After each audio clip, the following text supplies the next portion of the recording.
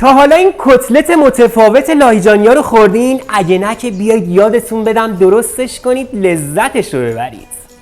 اول دوتا کله های یه دونه نون بربری که 2 روز مونده و بیات شده رو ببرید و روشون آب بریزین و بذارین 1 ساعت خیس بخورن. بعد آبشون رو ازشون جدا کنین. سیب زمینی رو هم اول نیم ساعت آب پس کنین و بذارین 4 ساعت کاملا توی یخچال سرد بشه.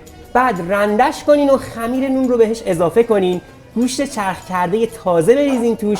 یه پیاز رو هم رنده کنین و برای اینکه کتلتتون وانره آبش رو بگیرین و بعد به مواد اضافهش کنین و 2 تا تخم مرغ هم بشکنین توش.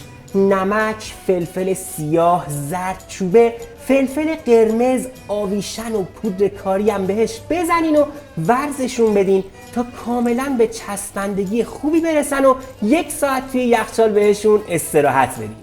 بعد یه قاشق ازش بردارین و با دست خیس به همین صورتی که میبینید بهشون شکل بدین. حالا نوبت سبوس نون بربریه که باید دور تا دور کتلت ها رو به این صورت باهاش بپوشونید و حالا روغن رو داغ کنین و 2 طرف کتلت نوستالژی لاهیجانیتون رو سرخ کنین. به همین سادگی.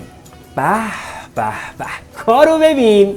یکی از ویژگی‌های این ساندویچ اصیل شمالی هم اینه که باید با نون بربری و همراه پیاز جعفری و خیارشور و گوجه فرنگی و زیتون پرورده اصیل گیلانی خورده بشه. آخ آخ آخ. و بهشت زیر دست آشپز هاست و بس نوش جانتون.